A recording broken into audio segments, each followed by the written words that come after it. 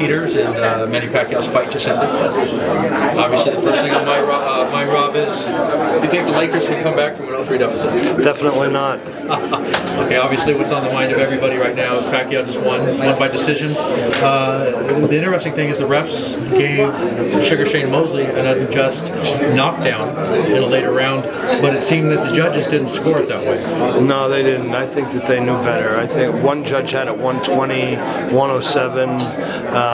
One had it, I think, 119, 109. And so it wasn't a knockdown. I think I looked at Shane, and he actually, had his, hands in the air, and he knew it wasn't a knockdown. It wasn't a knockdown. Now, obviously, in the third round, there was a knockdown. That was Manny Pacquiao knocking down Sugar Shane Mosley. I think that's probably the hardest Shane's ever hit the canvas. You know what? He got dropped when he fought Vernon Forrest, but that was from a headbutt. So that was, I think, the first knockdown of his career, as far as I can tell. And I think when you go back to watching a replay, if you hadn't seen the replay on the big screen, I mean, he got dropped hard. His left hand actually collapsed behind his back, which is significant of someone generally that doesn't get back up again. So props to Sugar Shane for getting back up. But what did you see in the fight that was different after that knockdown than before?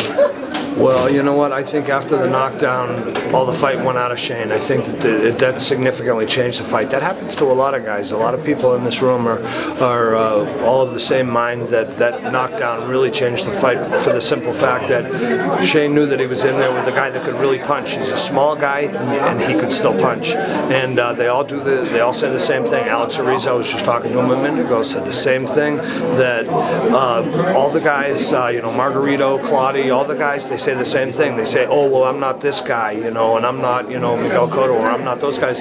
Those guys are all good fighters. They're all great fighters. But the fact of the matter is once they fight Manny Pacquiao, they realize that, you know what, this guy's something special, and I'm sure that Shane will say the same thing. He's going to say, you know what, he was just too much for me, and that's the way it is. Yeah. Well, definitely no arguing there. Who do you want to see? Well, first off, as the fans know from our interviews after the last fight, Manny Pacquiao has been undefeated since you've come into the camp. You're definitely one of our good luck charms, and obviously you're never going to go anywhere. But who would you like to see Mr. Manny Pacquiao fight next time? I like the Marquez idea. I think that's a good fight. And you know what? If Mayweather comes around, that'll be okay. But you know what? Anybody that Bob says, I'm fine with. Because I'm a team player. I just want to see him fight, and I want to see him do well, and fight out the rest of his career. If he retires right now, I'm happy with that too. Whatever. He's given so much to all of us that whatever he does, I'm behind him 100%. All right, Rob. We appreciate it. MB Boxing, you've always supported us over the years, so thank you very much. And love to see that smile on your face after the fight when we get that victory. So thank you, Rob.